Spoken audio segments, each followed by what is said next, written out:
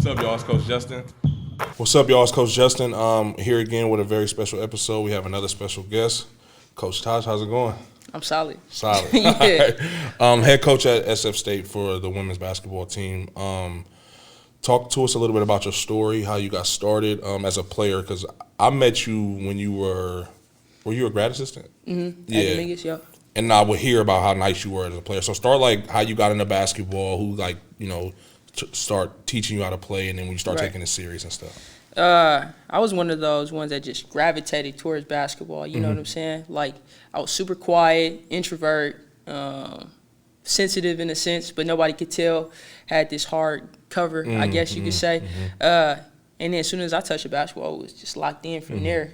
Like, I loved Iverson, loved Kobe, and things like that, and I was just always trying to work on something. It was challenging, and I loved it. The challenge. Yeah, for sure. Like, it wasn't really about winning and losing. I just wanted to be good, I guess. And I didn't play organized basketball until probably like I played in 6th grade on a team in Sacramento, and then after that played in 8th grade and then high school. So I never really had no like real coaching in a sense. You know what I'm saying? I was just always hooping. And then people that I used to hoop against that's older dudes and stuff be telling me little things like, if you about to hit a spin move, touch somebody right here, and look, you got to be stronger too as a girl, and people don't like to pass you the ball, so that's why I like. Because you're a girl playing with dudes. Yeah, exactly. So I was trying to lock up everybody because I had pride. That's fine. Yeah, I'm standing on the court. This is the part that I'm gonna do. I'm gonna lock everybody down. I ain't gonna be the weak link. Yeah, nah, I feel you. Exactly. So you grew up in Sacramento. Yeah.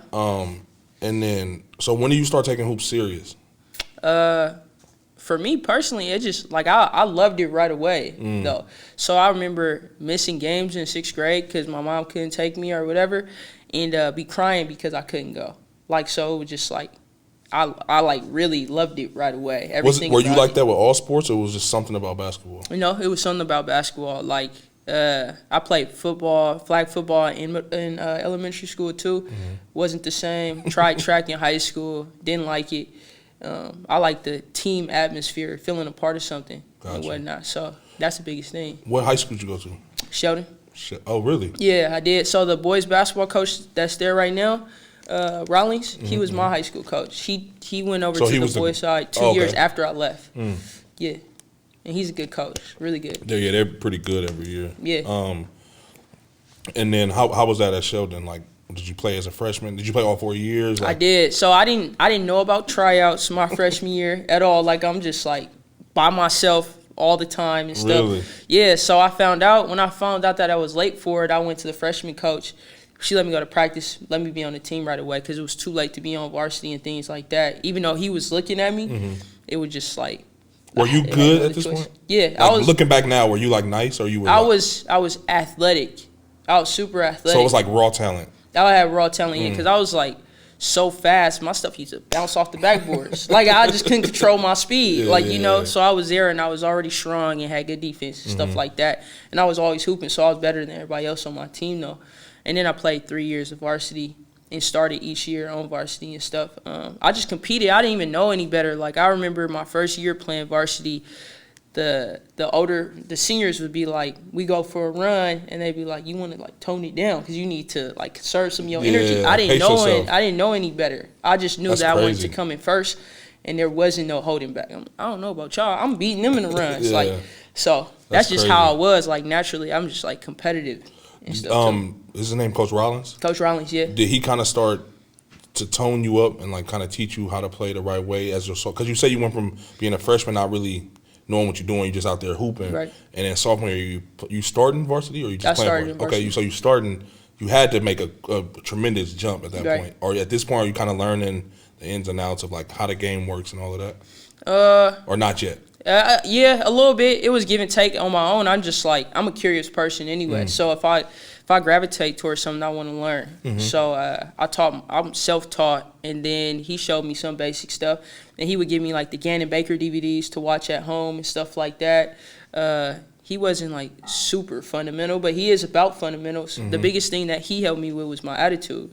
But nobody knows I had a big attitude problem in high school and stuff. But he sat me down once. Because you didn't go off, you just would get mad. Oh, I'd be really mad. Yeah. Like, you know, and not listening to anybody have a, like, attitude. You know, you can see the body language and things like that. I wasn't disrespectful and really talk back and stuff. It was just like, I'm not really hearing you. Tuning you out. Yeah, and all that type of stuff. I kind of shut down and whatnot until one day in practice, he sat me down and told me about my attitude. I don't remember the conversation. I just remember that was my first time crying in the gym, somebody talking to me. So after that, kind of just hit a switch. Yeah. And what grade are you in at this point? Sophomore.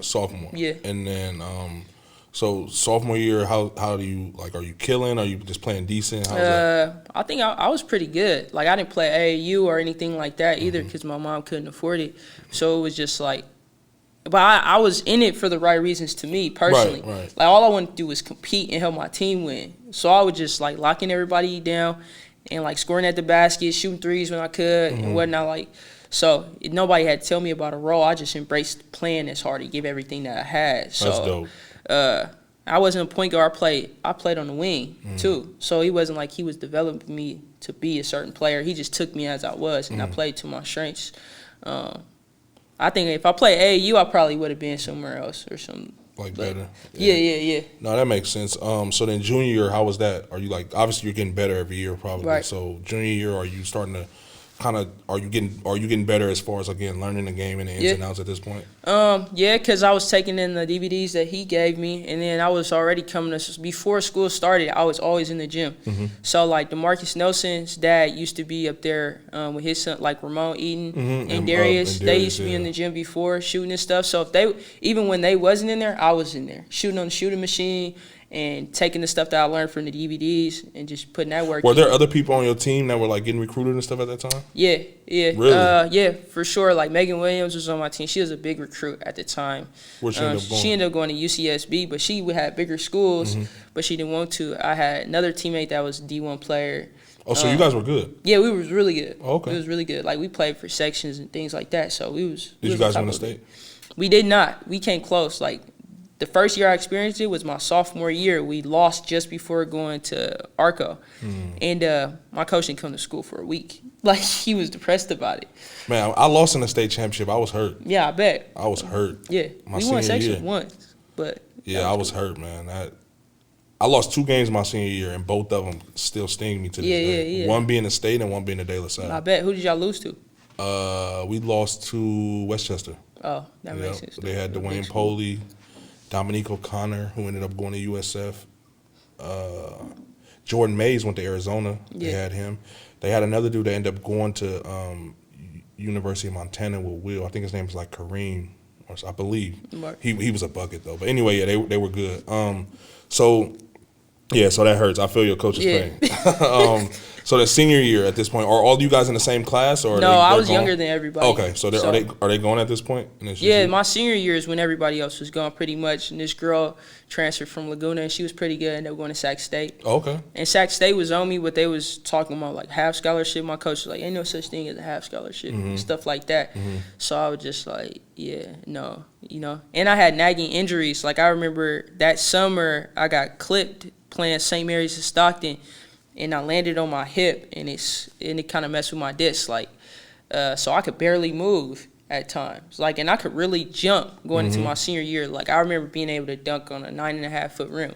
As a girl, I'm like, that's good. For real? You know what I'm saying? Yeah. Damn, so I'm like, crazy. it took some of my athleticism away. 5'5". That's crazy. Yeah. So I'm like, I was really athletic, and I was running miles under 6. So I'm like, I was on point. Damn, you know what wild. I'm saying? So I was dealing with that my senior year a whole lot. But I still had, like, I was going to go to UC Irvine, took a visit there, and they kind of sold me with the whole Kobe be working out here and stuff like that. But then it was just like a blessing in disguise that my mom didn't know about basketball and stuff. Like, because what was important to me was winning. Like, I don't care. I like the status of what a program had to offer you as far as gear and, like, status, you know, UC Irvine is a good academic school and stuff like that. I wasn't even thinking about those type of things. So I'm like, I chose Chico State because they were a winning program. And I know I wanted to win championships. That was important to me, and I wanted to grow. The coach that was there won 2 national championships, was an All-American, MVP, played overseas, played in the WNBA. So I'm like, where can I be the best at? Right. So that's why I chose it. Like, nothing else mattered to me. I feel like you being that young and being conscious of that, like having that type of mentality, I think that's a skill. You know how some people are born with a 40-inch vert, born hella fast, born 7 feet. So I feel like that's something that you're born with that's just as important as the other stuff. Yeah. So obviously you went to Chico State. At what point do you start getting the college interest from other schools? What grade are you in? It's kind of hard to remember now because it was like I remember you get letters and stuff like that, but it didn't really hold that much value to me because I didn't know anything. Like I said, I was always playing I just wanted to play. Like I didn't even watch college basketball. I was busy playing outside, hooping. So I'm not locked into the games going on. By the time I came in the house, the games was done and stuff. So more so, I guess my junior year going into my senior year is when the interest was like a lot. And it was like serious interest. Yeah, but I didn't take it super serious either. Right. Like, I didn't do my SATs until the spring of my senior year. So that's what I'm saying. Like I really didn't know. So you really was hooping with no aspirations of even moving on at that point. Yeah. No. You was just like in the moment. Yeah. That's kind of dope in its own way though. Yeah. Because like I'm writing a book about right now, right? And I've been writing it for like 2 years now, and I'm like I write at like a super slow pace, but I'm writing a book about the pressure that people get at super young ages when they have to think about that type of stuff. Right. You know what I mean? Yeah, and people don't realize, like, when you tell a sixth grader he's the number one sixth grader in the country, it's like, what? Yeah. You know what I mean? Because now when he becomes a seventh grader, he has the pressure of trying to remain the number one, because as soon as he goes to number two, now they're saying he's washed up. You know what I mean? For sure. Yeah. So it's like some of that stuff bothers people. And I won't say his name, but I have a dude that I'm pretty cool with. I grew up with from Oakland. I think he's from the city, but whatever. He's from the Bay Area, and he was super good when we were young, like number one player in the country in middle school and stuff. And then, when we got to high school, he kind of like, leveled out. And he still was really good, don't get me wrong, but I just feel like I always wanted to ask him, like, how did you take that? You know what I mean? Like, how? Cause I couldn't imagine dealing with something like that. So that's why I say I think that might be kind of a dope thing, because you're like hooping from an innocent mindset. Right. You know what I mean? For sure, because I think people, like when you younger, I talk about this with my best friend all the time. It's like you're looking for role models and people to model your behavior after too. And being young, you don't even understand the stressors that you are actually going through. You're too young to actually verbalize like this is what's 100%. bothering me and stuff like that. You 100%. think you know, but as you get older, you see like, oh, I didn't know that I was going through stress, and that was actually pressure that I was feeling and stuff like that. So I talk about that all the time. Again, I'm one of those big mental health people, and I was just talking yesterday to a gentleman who on the show who he murdered somebody, and he did, I think, like 30-something years in prison, ended up coming home on parole, but he talked about that. He was like, I grew up in Oakland and I only knew one way. You know what I mean? And he's like, now that he said when he kept going up to the parole board, he kept lying, saying, oh, I shot him because he had a gun and I was scared. Or I shot him because it was a drug war and he was my enemy. But in reality, he was like, bro, that dude never. And then he said eventually he went up to the parole board and he said, that dude didn't do anything to me. I shot him because I was mad. And then I bought that gun because I knew I was going to kill somebody one day. And he said that when he finally relieved that and told the truth is when they let him out. Right. You know what I mean? And he felt better, obviously. Right. And he was like, I'm going to have to live with knowing that I took this man off this earth for the rest of my life. And, he's saying all those things, but he talked about that. He was like, my mom used to beat me. My dad used to beat me. All I knew how to do was I settled my issues with rage and violence. Right. That's all I knew, because I didn't have anywhere to release the outlet. And people don't understand, like, what I do now with this is therapy for me. Right. You know what I mean? Because get that. I suffer with super, depression and stuff, because I put so much pressure on myself, and I want my life to be at a certain spot, and it's not all, everything doesn't always work out how you want it to. Right. So this is super therapeutic for me, because talking to people like you, and hearing your story, like, there's stuff that I went through, and I get my confirmation from hearing you talk. You know what I mean? Yeah, I get so that it's like completely. a weird, like, I want to, put a message out there, and like, because I know how important this is for people to know, because what you're saying is more common than it isn't. Yeah. You know what I mean? And then in our community, obviously, what's going on in the world now, like, there's people who don't grow up in these type of situations who really don't understand it. Right. You know what I mean? And it doesn't have to be the super hood or super impoverished or poor area.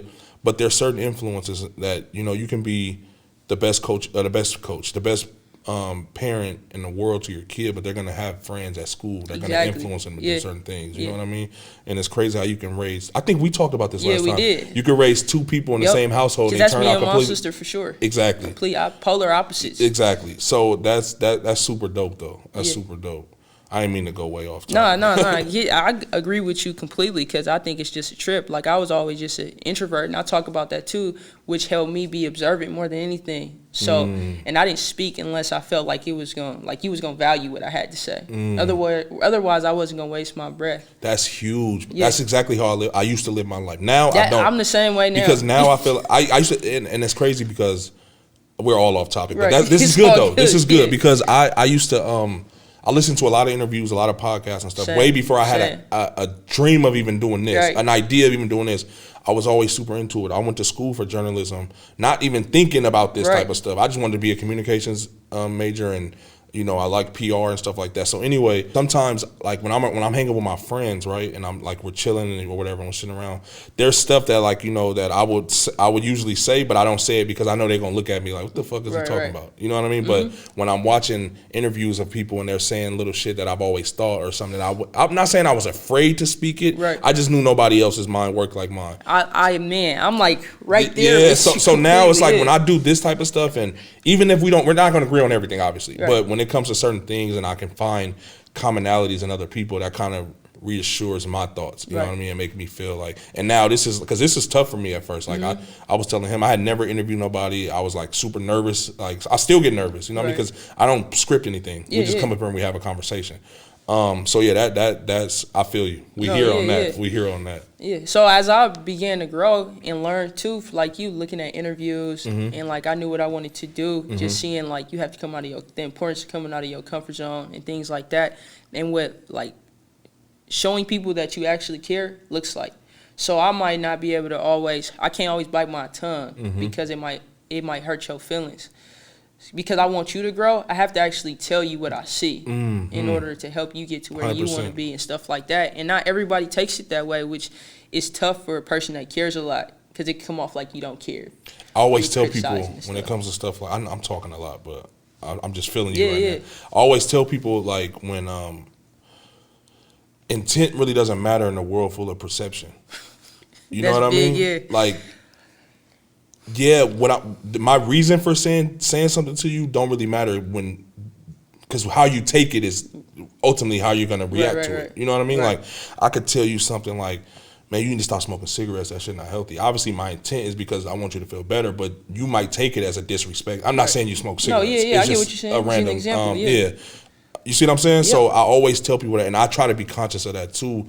But it's almost like more of a selfless act for me because I feel like when I am putting these thoughts out there that usually sound left or far-fetched, for one, it helps me because I learn often that they're not as far-fetched as I think. Yeah. For two, I feel better because I did my part in giving my thoughts to somebody else. You do what you want with them, but as long as I did my part, I feel better. Right. Do you kind of feel the similar? Yo, I do, because I think it could plant the seed. Maybe they needed somebody to actually say that, because in the moment, you might be combative or defensive about it, but when you leave, you start to think about it. Exactly. Like I feel like that's a natural thing. Once those emotions come down. Maybe I do need to stop smoking. Like, for real. Like, for real. And it's crazy because I like you genuinely see once you like me now, like the way I like the last, let's say I'll say like the last like 10 months of my life, like I just live it completely different now, and I'm the happiest I've ever been. Right. Happiest. Even from the last time you met me, I wasn't as happy as I am now. Yeah. You know what I mean? And I was doing great then.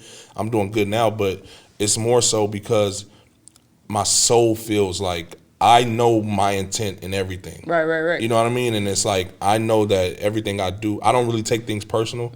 I give people the benefit of the doubt in most situations. Right. Of course, I'm human, so sometimes I have to remind myself like, or like, you know, I might snap and then I have to kind of talk myself down. But even me being able to do that is huge for me because I've grown so much in so little time. So that's just super dope that you feel like I feel like operating out of the peace is what I would call it, is like people can perceive it the wrong way too. Like, because what you said didn't bother me, I come off like I don't care.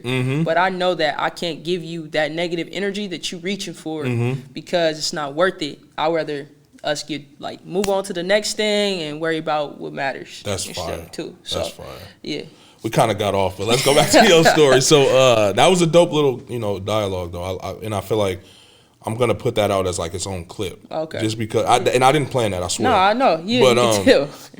Because that's just dope, and I feel like a lot of people, because like you said, I promise we're gonna go back to your story, but like you just said, it might not click right then and there, and it could be 20 years later, but you're going to remember that conversation we had. Because I remember certain conversations I've had with people that have tried to tell me stuff to help me, that of course I didn't listen at that moment, but now that I'm living my life the way I do now, I think back on those times. Right. And I remember so many of them specifically, you know what I mean? No. To where I can name where I was, who said it, why they said it, and it's like, that's where I feel better knowing that you don't have to tell me that you feel me, but eventually I know you're gonna feel me. Right. You know what I mean? So I know deep down you feel what I'm saying, but you don't gotta admit it to me. I'm fine with that. You know what I mean? But that's super dope. Because I read somewhere, it was a while ago, that sometimes there might, like, you in school, like you in biology, in middle school, high school, it don't matter. I mean, you like, why are we learning this? It has no purpose. Like, I'm gonna end up being a basketball player, and you do end up playing professionally. But you don't know that one piece of information that you learned from somewhere, anywhere. I'm using biology as a small example, but like there could come a time in your life that you actually need it. And I told somebody, like, you get kidnapped or whatever, and now because of this resources around you, you can end up getting like free pretty much because of that one bit of information. 100%. So everything means something. My mom always told me you can learn from a dog, a baby, an older person. Always be receptive to information. Before I did my very first interview with Tutu, I told him that because he was asking me, he was like, man, how do you come up with these ideas? And mind you, this is like very beginning. Right. We had never set up our first set, if you want to call it, like together. We were literally just finding random shit in here, and like, okay, this will be dope. Like literally, like it was nothing planned about it, and he was just like, how do you come up with this stuff? And I was like, bro, I find inspiration in anything. Anything. Right. Like I can make an analogy for life, like sitting in traffic. About traffic. Right. You know what I mean? Like I learned from, I try, and I challenge. It's like exercise for my brain in a way. I play a lot of like brain teaser games like crossword puzzles, Sudoku, just because my brain never stop. Right. But I told him, I was like, bro, you can pull something from anything. That whiteboard right there, you can pull something from it. Yeah. You can make some type of analogy to anything with anything if you really think hard enough. And that's exactly kind of what you just said, and that's super dope to me. Yeah, that's cool. Some people may think that you weird. Yeah, no, for real. And I embrace being weird now. I'm talking like a nerd. Yeah, I embrace being weird now. You don't get what I'm coming from. Yeah, I embrace being weird now. For real, I do. So let's go back to your story. So senior year, junior year going to senior year, you start gaining interest. How does your senior year go? Do you play? I know you had the injuries, but do you play? Like, are you reaching expectations? Or are you kind of underachieving, in your opinion? I remember I wanted to kill and be like just one of the best players in the area. Were you? Things like that. I did end up being so. What happened? Like, I never wanted to miss a game either. Like, I remember having to get pulled, like literally pulled off the floor because I like fall the wrong way. I just fall. Like you know what I'm saying? They have to come pick me up and stuff like that. So even with that being, I think I still averaged like 13 points, which I think was pretty good as a senior in high school. And I wasn't a scorer. I was just a playmaker. I made things happen, and I always defended the best player.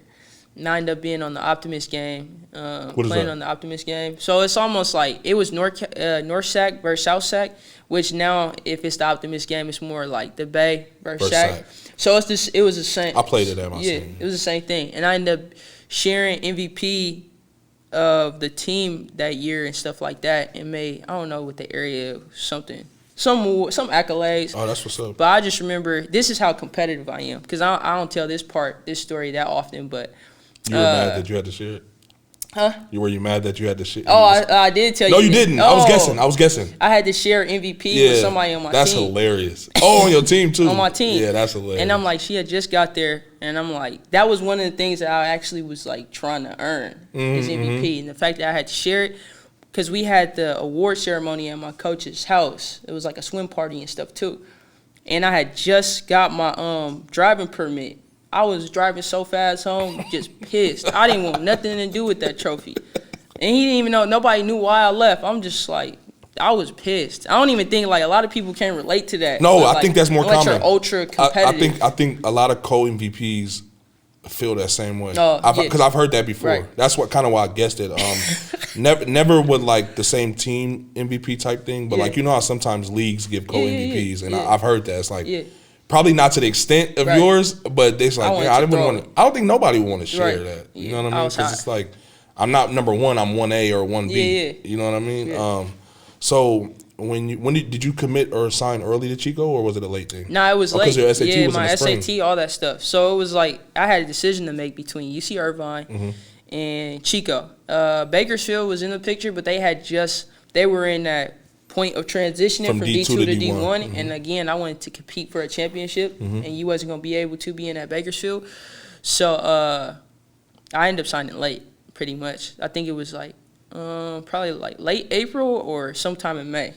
How was Chico? Because I know a lot of the coaches up there, obviously from being a player and then being in that conference, coaching in that conference. Knew a lot of the players up there. How was that for you? Like playing at Chico, the college vibe, because I know it's a college town. Yeah, a big for party real. town. Were you a big party? No. So that's the thing. So I was anything that people perceive of Chico, I was again like the polar opposite though. I knew what I was going there for. So whatever outside distractions there were didn't bother me. Is this a conscious effort or is this just you? No, it was just me. I figured. Just me being who I was. And so it wasn't like really a thing party of school. It wasn't a thing. Yeah, it wasn't a thing like, okay, I'm going to college. I got to stay focused. It was just like I'm being me. Yeah, I would just be myself. Well, I wanted to start my freshman year. Did you? Yeah, I was I'm starting, and on a winning team and all that stuff. That was really important to me. So I was gonna do everything I had to in order to start. I wasn't thinking about winning because I thought winning was like automatic. We were gonna win. I needed to start in order to contribute to our winning. That's big. So, and it took a minute for me to start. I started the first regular season conference game. We had more preseason games then too. So, I felt like I was like, I'm trying to do everything I can to start, and you don't see me. So it was just cool to start all of conference. Still, that was cool. And then how was your freshman year? How much did you average a lot? Did you contribute? Obviously, you started, but did you contribute? Like, how was that? I contributed a lot in different ways. Not really scoring? Similar to high school, but I came in there super confident. Like, I played against, during the summer in high school, Division I players. So I already had, Girls or boys? Girls and boys. So I felt like I was better. I had a mindset like I'm better than people. I just needed to prove it and stuff. So I always had the assignment of defending the best player on each team. And it didn't matter who we was playing. So as a freshman, that's a big role. And then I scored when I needed to and different things. So I contributed a lot. Yeah, my freshman year. I think I averaged around 10-something. That's really good close for a to 10. freshman. It's either 9 and 9 and 11. Anything like that as a freshman in that conference is big. Yeah. It's good. You know and what I mean? Rebounded. I did a little bit. How was you guys' record? We won conference my freshman year. So, and we ended up playing the NCAA tournament. Because I know my senior year in high school, I averaged like 9 points, and I went Division I. Right. You know what I mean? Yeah. But my high school lost, 5 games in 3 years. Right. So, yeah, the numbers don't really matter as long as you're winning. They know that they was I tell people winner. I tell kids that, like my kids at Mac now, like, or people I know that go to JUCO, it's like, bro, if you want a scholarship, win. Yeah. I'm not going to just come. There's so many JUCOs and high schools out here. No coach is going to come watch you play unless they know you guys are winning. Right. Because people want winners. Exactly. At that next level, you obviously you're there. You that's your job. Right. You know what I mean? Like, you take care of family, feed yourself. Like, this isn't really a hobby for you anymore. This is so I'm not like, as a player, I'm putting my life in your hands as a coach by bringing you in and letting you work for me under my, the big boss. You know what I mean? Like, you're kind of like my little employee. So I tell people that all the time, like, winning is super, super important. So how was it for you getting used to the college game as opposed to high school? Because we both know it's different. I mean, probably faster. I didn't think about it a whole lot. Like I said, like even before practice, I remember I used to be hooping. Like, I'm playing one-on-one. It was a basketball class before our practice and stuff. I was just hooping, like. So you literally just one of the people that just want to play basketball. That's it. Yeah. Nothing else. And obviously you have your own little personal accolades, and then winning is like number one, and then you want to make sure you're not just there for the ride. Like, you want to. That's pretty. I mean, I got dope. Blisters on my feet that I didn't experience, so it was like I ended up hitting a wall that I didn't know was there. So, but I I didn't register it as it being too much or something. Like the pace, I was in shape and all that stuff. I was strong enough. I was stronger than everybody else on my team. So like those little things didn't bother me a whole lot. The only thing was I was so confident. She had to pull, like, sub me so often at the beginning because I had to learn to not shoot every time I caught it. That was one of the bigger things. Cause we like played 4 out, 1 in. And then when I catch it, I'm shooting. She say, just get the ball around a little bit. And I heard her, but I wasn't listening. So it took me and subbed out in order for me to get that message. I think that was the biggest thing. Yeah, that's a normal thing. So then, how was sophomore year? We ended up she ended up leaving the UC Irvine, which ended up being crazy to me because it was I was gonna go there, and now you're there, and it's a trip. And then it was a different team in a sense. And then I had a different role. I had to play point guard primarily, but I was like thinking about scoring. So then I had to think about making sure everybody else felt good and also myself. So that was the year I think we did not make the playoffs, but I averaged the most points that I've averaged. How much was that?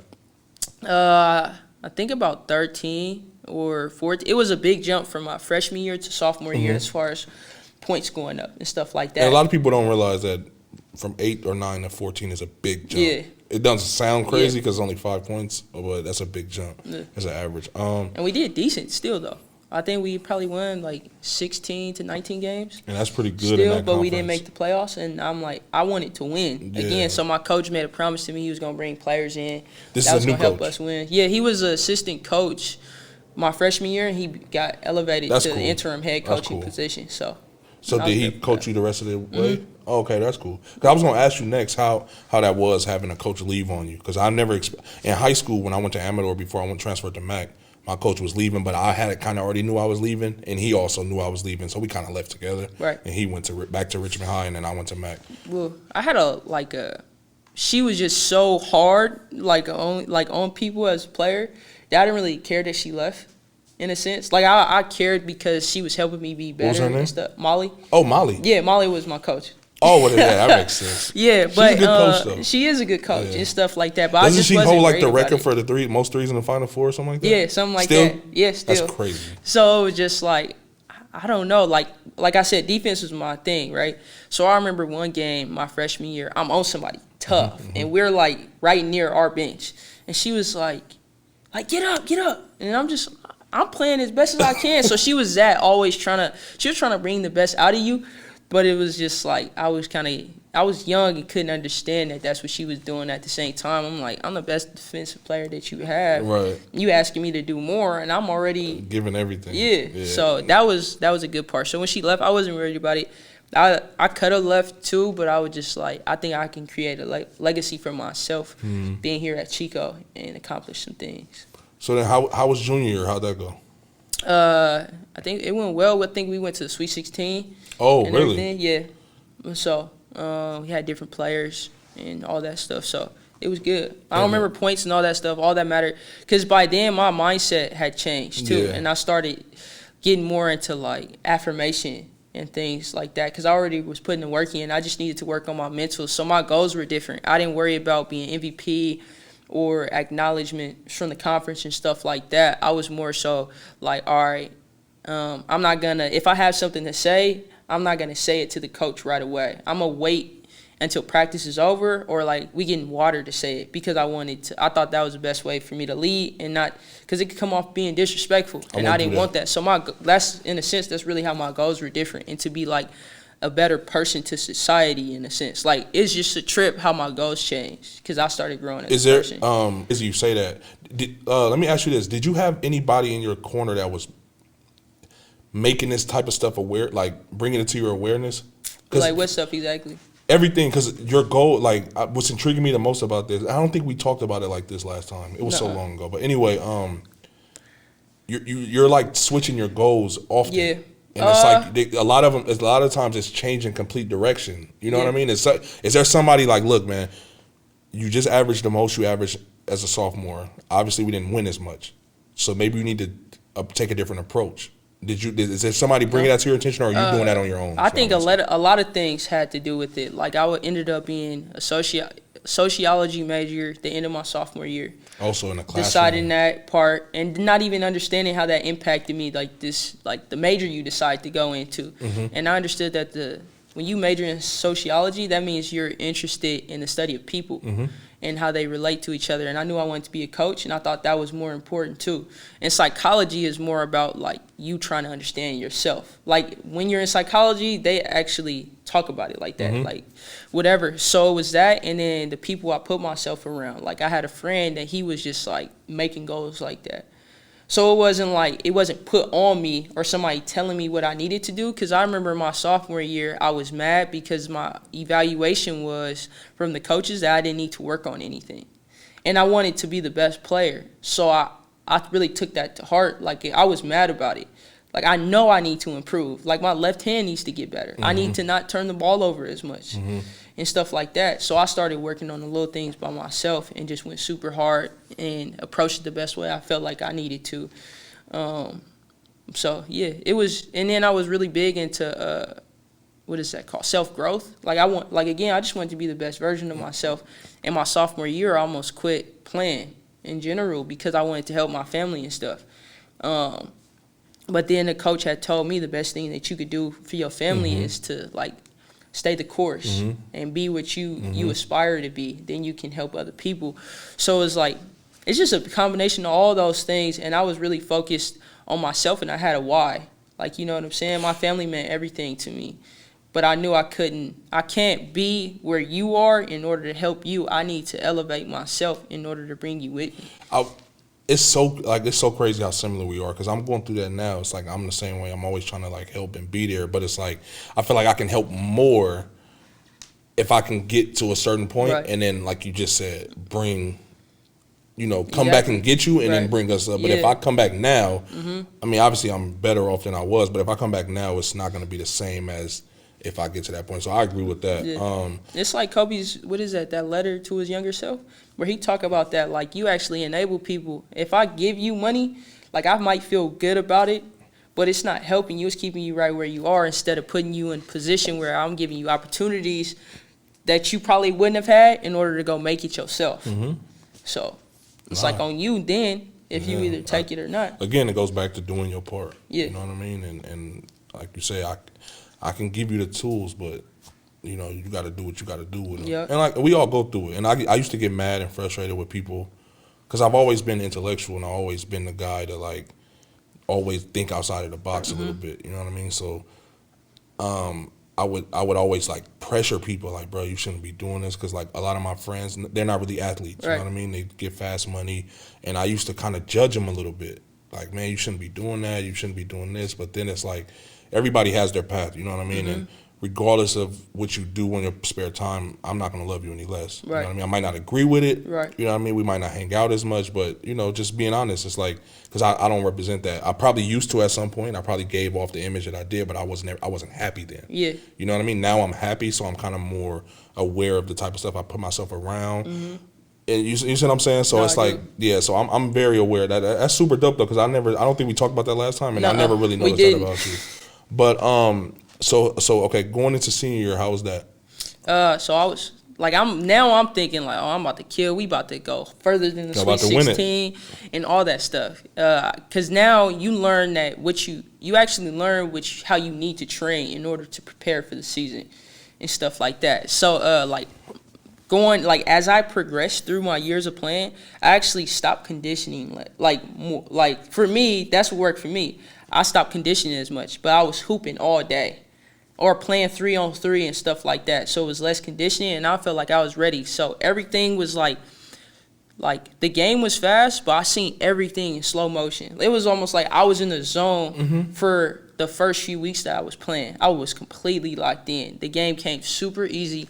We had 5 games. The first 5 games for the 2 weeks, I was player of the week. For each of those weeks. And I'm like, at the end, I don't care about nothing but playing as far as I can, because that's where I prided myself on. Like, we had really good players in our conference. Like Chelsea Carlisle, she's at UCSD as an assistant coach. She was an All-American, and I prided myself in being able to play longer than she was, even though she was MVP sophomore, junior, senior year in college and stuff. So, like I said, those 2 weeks, and I was locking up. and whatever. Then I tore my ACL. And that's what I was like, man. I thought we was gonna kill, and I was gonna have the best year that I was. But I think it happened for a reason, because then I got to learn what it meant to actually be on a team, like to value your teammates and stuff. Because I had like that Kobe mindset.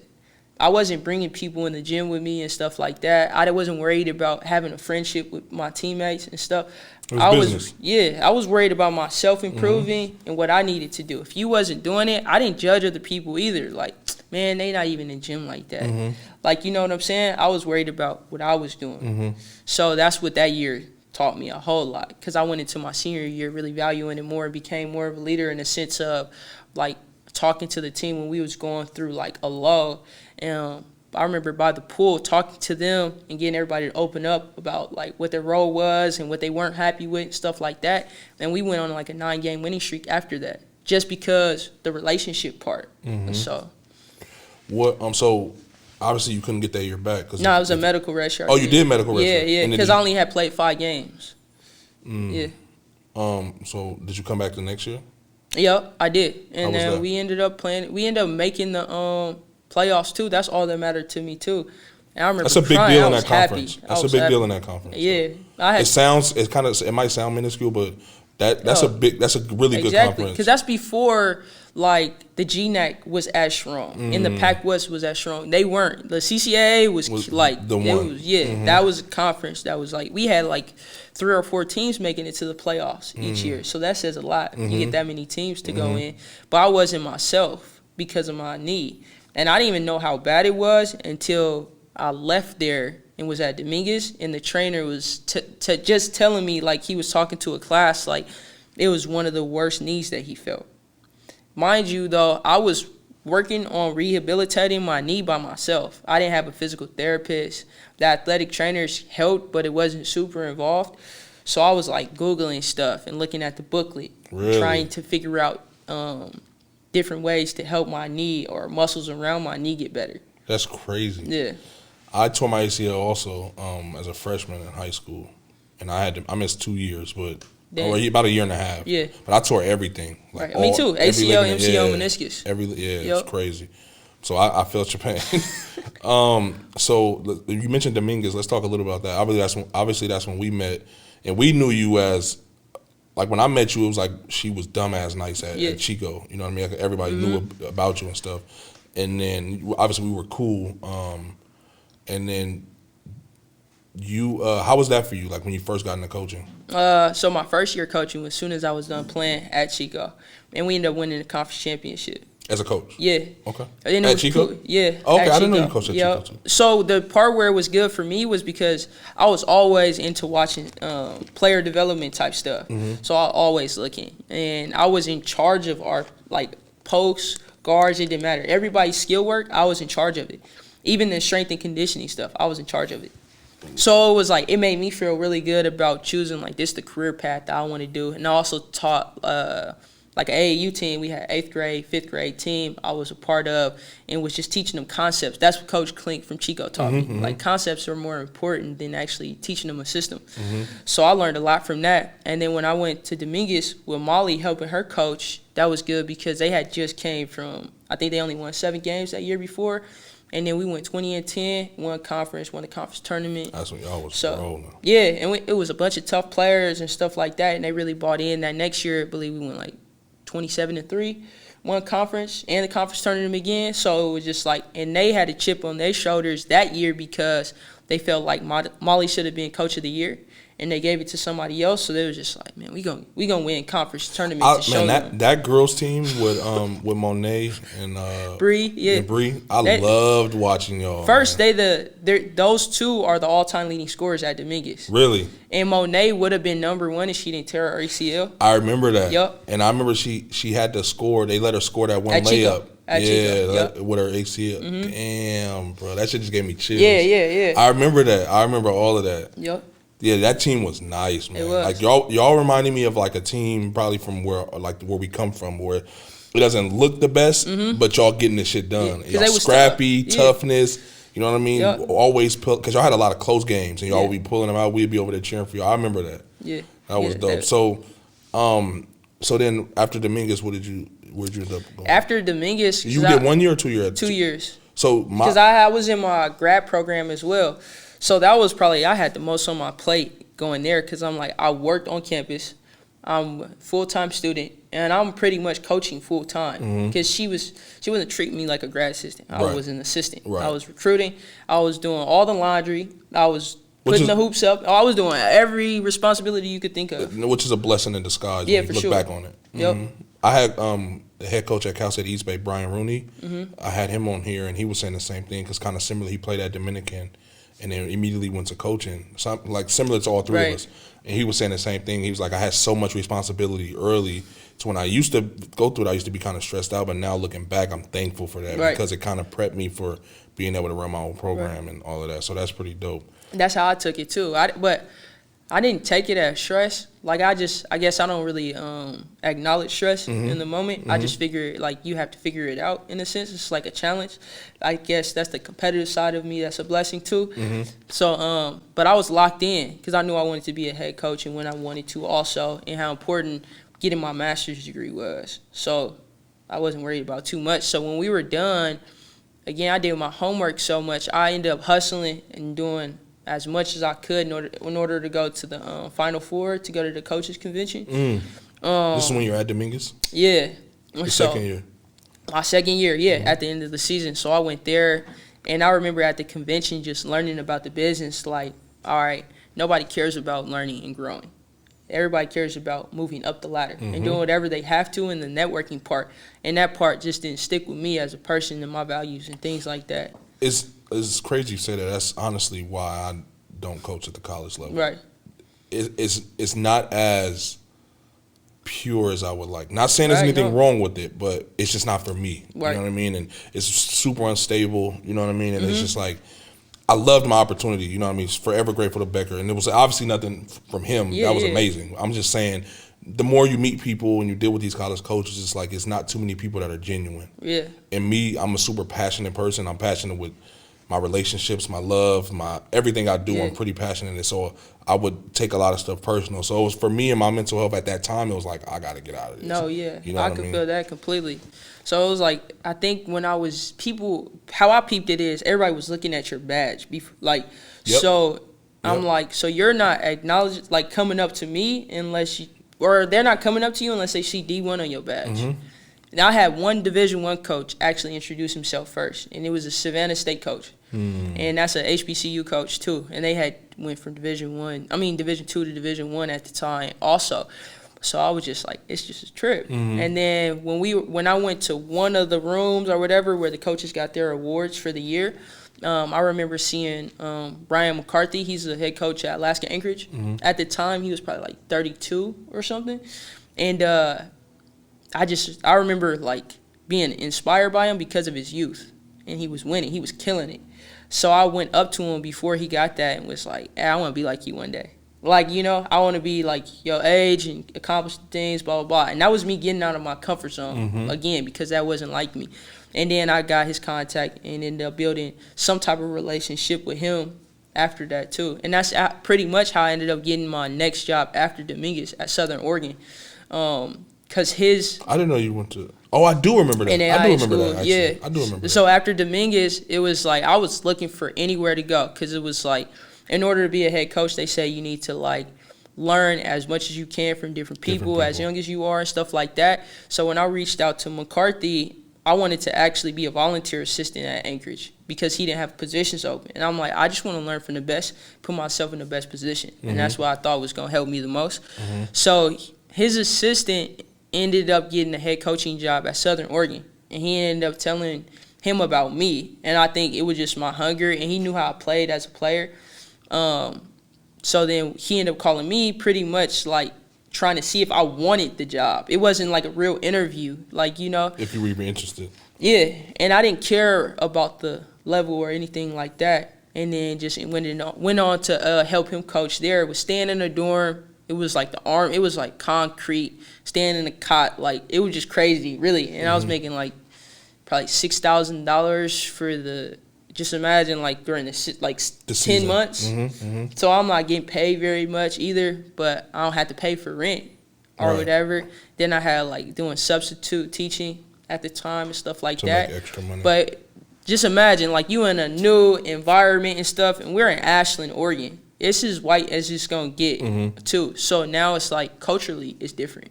But the reason why none of that stuff I feel like never bothered me is because I've always been focused. Ain't none like white and black where I am. None of that stuff ever bothered me because I told myself I was never gonna get in my own way wherever there was an opportunity. That's dope. So we're there as a head coach. We like thought the same as far as the direction of a program and how it should look and player development and stuff like that and the mental aspect of it. So we ended up winning.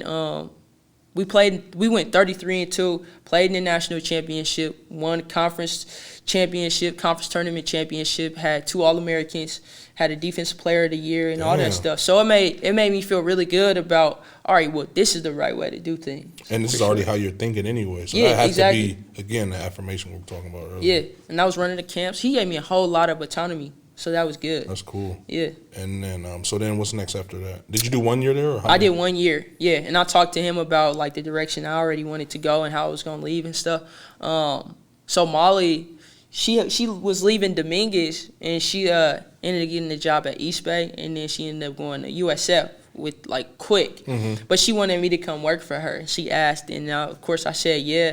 So the opportunity to work at Division I was just, it was like it seemed like everything just manifested itself because I saw in order for me to be a head coach that I was going to need to be a Division I assistant. Like I looked, based off of my analysis, it was like you need to already have head coaching experience or be a Division I assistant. And then you get a head coaching job easier within your time frame. With me being like my goal is to get it before 30. I remember you telling me so that. Yeah, so it was just like and you got it, right? I did. And I don't know what it is about administrators and stuff giving Division I coaches these opportunities because it's not the same.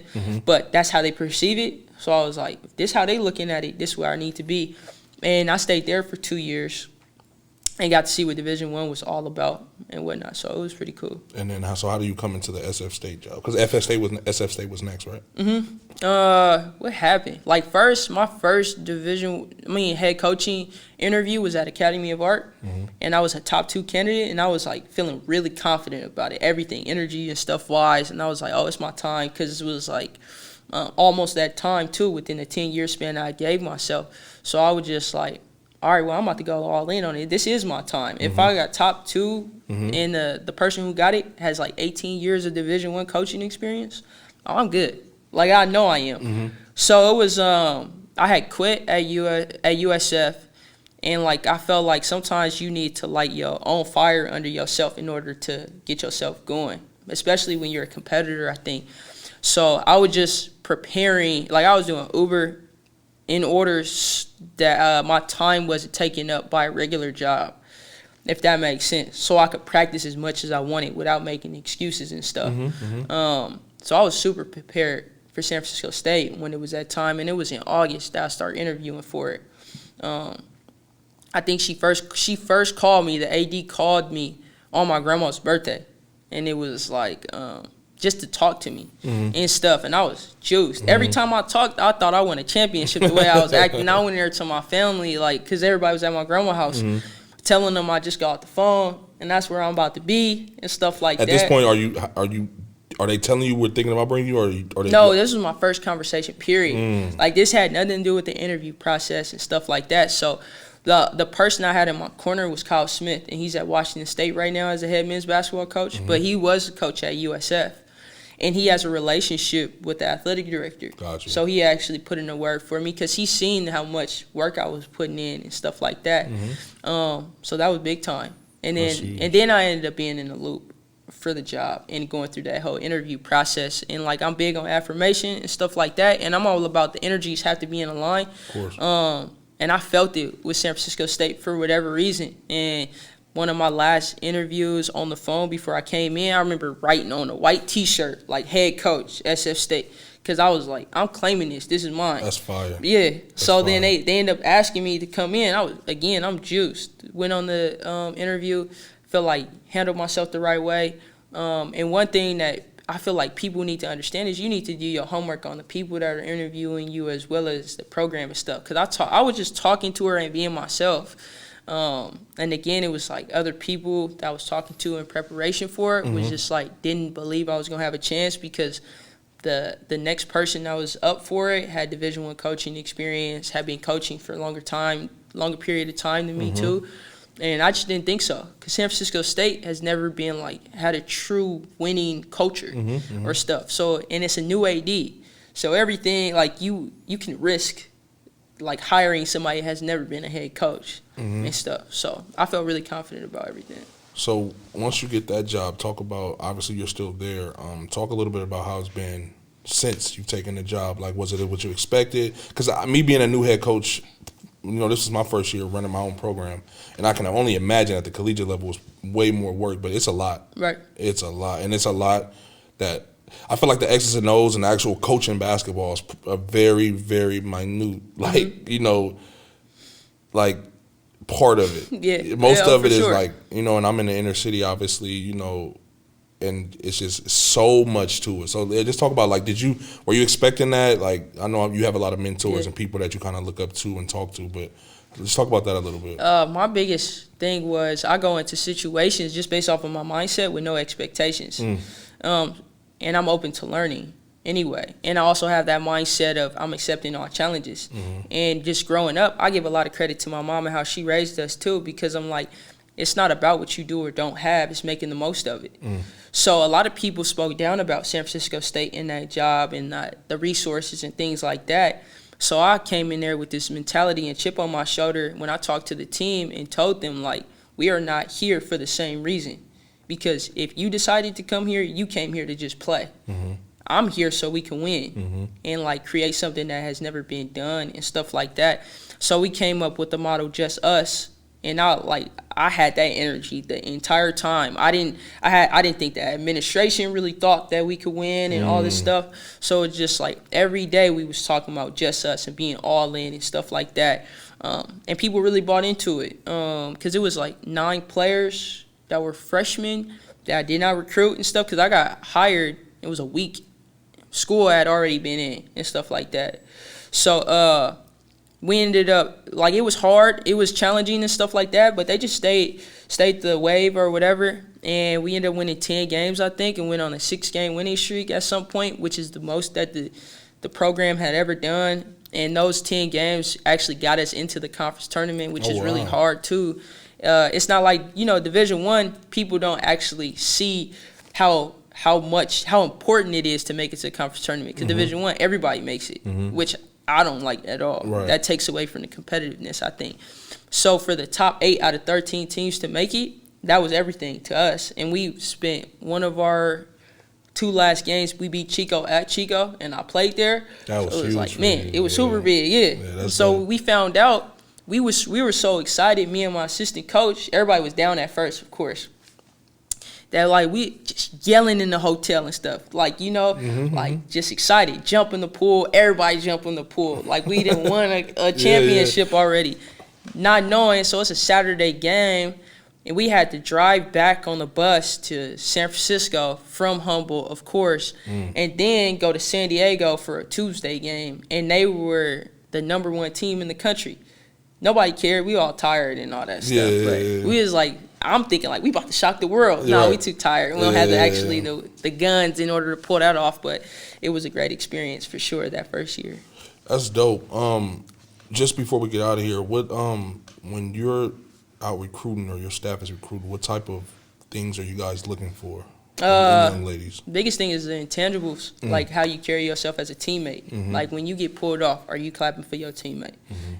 If you in foul trouble, are you still talking and into the game, engaged, or are you worried about yourself and stuff like that? Are you doing little things like hustling for rebounds and stuff? Are you walking up the floor for whatever reason? Because there's been players from the JUCO level that have been highly recruited, a 6'1" guard that could really shoot and stuff like that, but she was walking up the floor. And I didn't understand why she was so highly recruited and she played like that.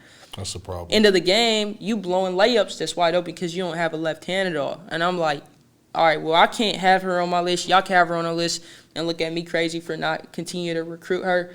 But those little type of things. No, that's dope, though. Specializing in a sense, because we have some players that don't identify with me as a player, like being lockdown defenders and stuff, but they have other attributes, like can really knock down the three. And like they're a winner. So that I went through that a little bit when I first started coaching. I tell this story this about me all the time.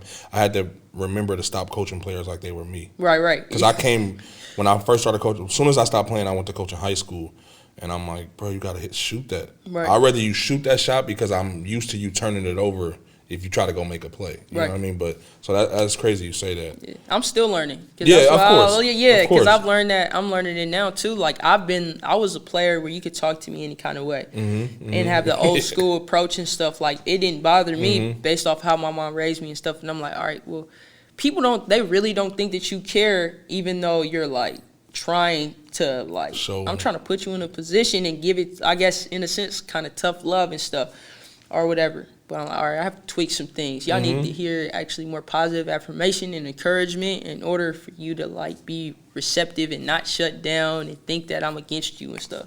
No, that makes sense, and that's super dope. And obviously, I'm proud of what you're doing. We don't talk that much, but you know, of course, we follow each other on social media. I keep up with you guys. Thanks for coming up again. Of course. You know, obviously the situation. I do want to get you on the show again, but I want to come down there. Oh, okay, yeah. And then, like, you know, as soon as things open up. Yeah, exactly. If you need anything from me, let me know. Obviously, if I see some girls out there. Yeah. My cousin Omar was on the show yesterday from Stockton, the Stockton area, and I mentioned you to him, and he said you guys knew each other. Yeah, already. Of course. So that's like I want to make sure, like I told Brian Rooney yesterday, like I know you guys, and I want to build our relationship. Even though me and you are cool, we always have been super cool, never had no issues or anything. But I want to holler at you more. You know what I mean? I want to start like sending you girls and stuff if I hear about them and stuff like that. You know what I mean? Just because I want to do my part in helping the people that I love what they're doing and I care about them and all of that stuff because that just makes me feel better. No, that's big time because I try to make sure that we represent NorCal the best that we can. For real, for real. So yeah, thanks for coming up. If there's anything you want to, that you got coming up that you want to talk about, more than welcome to. If not, like I said, let me know however I can help you. No, same. It goes both ways. For sure, for sure. Thank you. Yeah. All right.